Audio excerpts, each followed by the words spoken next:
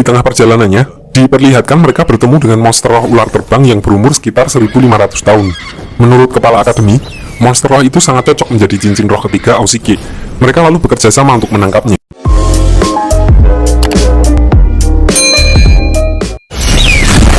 Dan setelah membunuhnya, Osike mengambil cincin rohnya dan berhasil mengunlock skill ketiganya. Skill ketiganya ini dapat memberikan buff, yaitu berupa kemampuan untuk terbang selama 15 menit kepada orang yang memakan buah kiwi dari roh pelindung milik Osike, kata Ilham.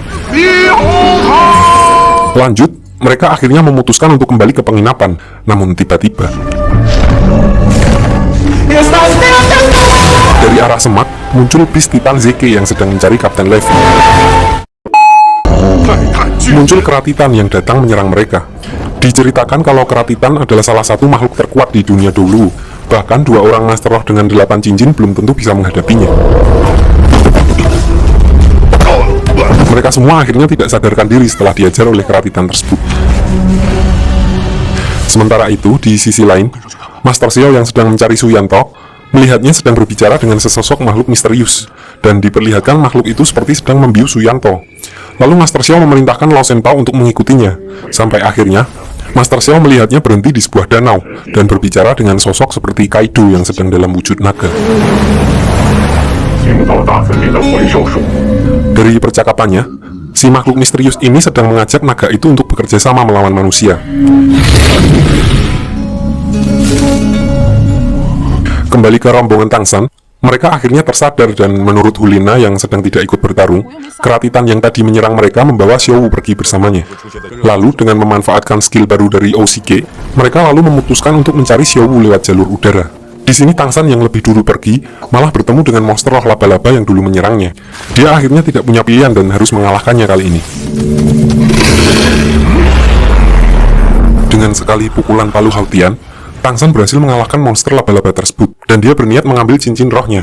Di saat bersamaan, Master Xiao muncul dan dia mengatakan kalau monster itu berusia lebih dari 2000 tahun, dan sudah melewati batas maksimal yang bisa diserap oleh Tangsan, yaitu 1700 tahun. Yang berarti, kalau Tangsan memaksakan untuk menyerap cincin monster itu, kemungkinan besar dia akan mati. Karena mendengar suara ribut-ribut di daerah situ, muncul juga 3 orang lainnya yang juga sedang mencari monster roh. Dan ternyata, salah satunya adalah Duguyan, orang yang dicari Tangsan. Di sini mereka meminta jasad monster itu dengan imbalan akan dicarikan monster roh lain yang lebih cocok untuk Tangsan. Namun Tangsan menolak tawaran itu dan tetap menyerap cincin rohnya, karena dia ingin segera menyelamatkan Xiaowu. Karena terlalu memaksakan diri, tubuh Tangsan tidak bisa menahan beban kekuatan laba-laba tersebut yang menyebabkan dia jatuh pingsan. Lalu saat Duguyan mencoba memeriksa keadaannya, tiba-tiba asap hijau berpindah melalui tangannya. Asap itu ternyata berasal dari pohon yang sebelumnya pecah saat bertarung dengan monster roh. Di sisi lain, diperlihatkan Xiaowu yang sedang bersama Keratitan. Kera itu ternyata bernama Erming, teman lama dari Xiaowu. Di sini kita juga diperlihatkan kalau ternyata Xiaowu merahasiakan sebuah kekuatan, di mana dia bisa menyerap kekuatan roh tanpa membunuh monsternya. Xiaowu yang sebelumnya hanya memiliki 1 cincin roh, setelah menyerap kekuatan dari Erming, cincin rohnya langsung bertambah menjadi 3. Kembali ke Tangsan, diperlihatkan dia berubah menjadi kepompong dan tumbuh kaki laba-laba di punggungnya karena tubuhnya dikuasai oleh kekuatan roh laba-laba. Namun karena tekadnya yang kuat, dia secara tidak sadar tetap pergi mencari Xiaowu. Teman-temannya lalu membiarkannya pergi dan mengikutinya dari belakang.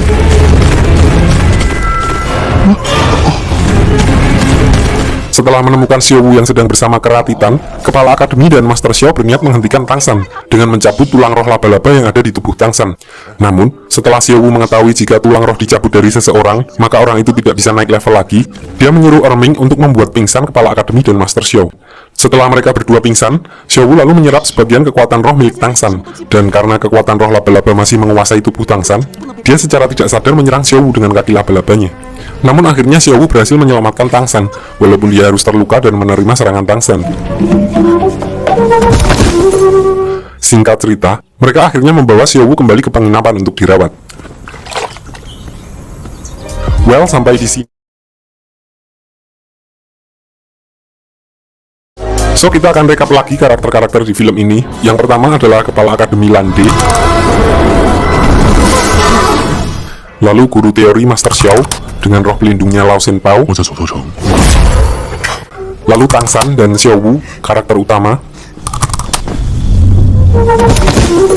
kemudian Osike, sang Master Chef, Demu Bai, ketua pramuka,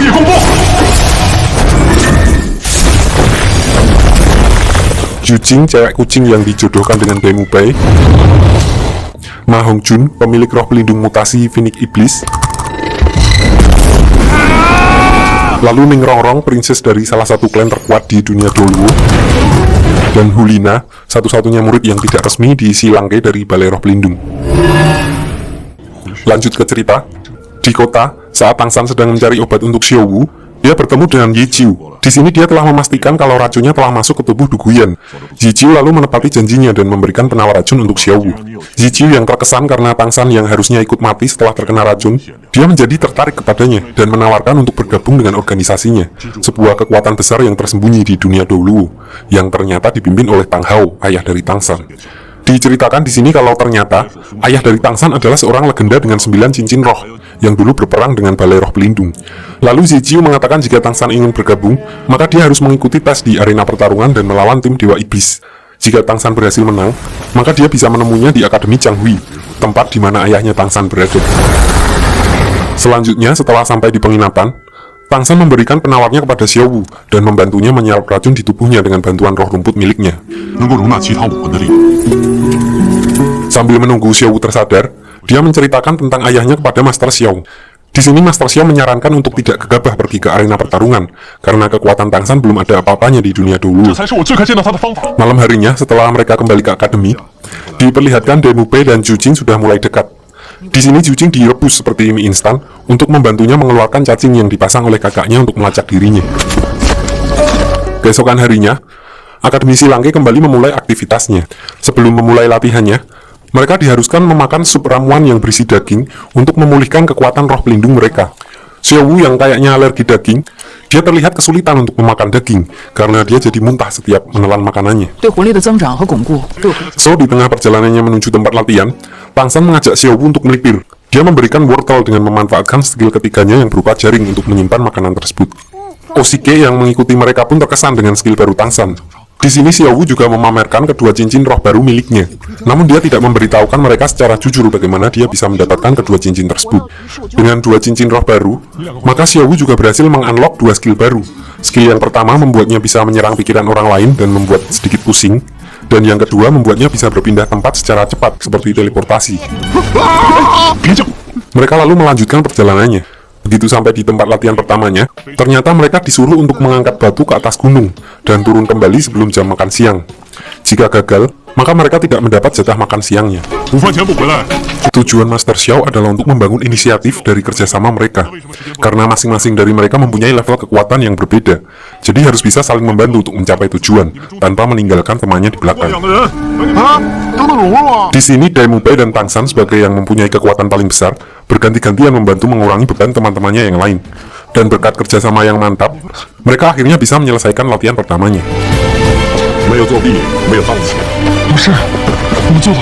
Malam harinya di akademi, diperlihatkan Hulina yang tetap semangat memberi Demu Bai, dan karena Demu Bai tidak tertarik dengan Hulina, maka di sini dia menghipnotis Demu Bai, karena ternyata dia memiliki roh pelindung tipe mental. Baru ingin melancarkan, tiba-tiba kakak dari Demu Bai muncul dan menyerang Hulina. Ternyata dia diutus untuk membawa dan Tang San muncul dan menyelamatkan Hulina dari serangannya. Karena level kekuatan mereka yang berbeda jauh, Tang San berinisiatif membuat tanda bahaya dengan memanfaatkan Chidori milik Demu Bai yang dilemparkannya ke langit. Kepala akademi yang melihat tanda itu langsung pergi menuju tempat mereka. Akhirnya dia berhasil menghentikannya karena datang tepat waktu. Dan setelah nego-nego, akhirnya kakaknya memberikan mereka satu kesempatan dengan bertarung di arena pertarungan. 7 murid Akademi Silangke melawan dirinya sendiri. Jika berhasil menang, maka Demu Bai boleh tetap tinggal. Namun jika mereka kalah, dia harus ikut pulang dan Akademi Silangke harus dibubarkan. Tanpa pikir panjang, kepala akademi langsung menerima tantangan itu. Mereka semua diberikan waktu 5 hari untuk berlatih dan mempersiapkan semuanya. Keesokan harinya, mereka mendapatkan arahan untuk latihan secara berkelompok. Yujing dan Xiao Wu berlatih dengan kepala akademi. Tang San, Demu Bai, dan Ma Hongjun berlatih di gunung bertiga. Sementara Oshike dan Rongrong ditugaskan untuk mempelajari alat-alat yang bisa membantu mereka di dalam pertarungan. Tujuan mereka dikelompokkan adalah untuk menemukan kelemahan masing-masing dan juga menyusun strategi serangan. Oshike dan Rongrong adalah Master Roh tipe support, Namun, mereka harus bisa bertarung walaupun tidak dengan roh pelindungnya. Zhu Jing dan Xiao Wu yang bertipe fighter dan mengandalkan kecepatan, mereka harus mengetahui kelemahan satu sama lain, sehingga bisa saling mendukung. Begitu juga Tang San, Dai Mu Bai, dan Ma Hongjun. Tang San yang memiliki kekuatan tipe pengontrol atau istilahnya crowd control, Ma Hongjun yang unggul di serangan area, sementara Dai Mu Bai dengan damage-nya yang tinggi. Mereka harus menemukan combo yang pas agar kekuatan rohnya tidak mubazir dan dapat memaksimalkan efektivitas skill mereka untuk mengalahkan musuh. Bajak laut dia Mukmasa. Lanjut ke cerita, malam harinya di tempat kerja Partai Tang San, dia melihat lonceng angin khas pandai besi seperti milik ayahnya. Lalu di sini kita sedikit diperlihatkan tentang masa kecilnya yang bahagia bersama seorang ayah, walaupun hidupnya sederhana. Xiao Wu yang sedang bersamanya, lalu mempunyai ide untuk memberinya kejutan. Di saat yang bersamaan, Kepala Akademi dan Master Xiao berniat untuk mengadakan pertandingan sparring untuk Aoshige dan Rongrong melawan Ma Hongjun, match 2 lawan 1, untuk menunjukkan kalau Master Roh tipe support juga bisa mengalahkan Hero Fighter kalau mereka kompak bekerja sama. Besoknya, pertandingan pun dimulai antara Ma Hongjun melawan Aoshige dan Rongrong. Dengan tampilannya yang aneh, teman-teman mereka meragukan Aoshige dan Rongrong bisa mengalahkan Ma Hongjun.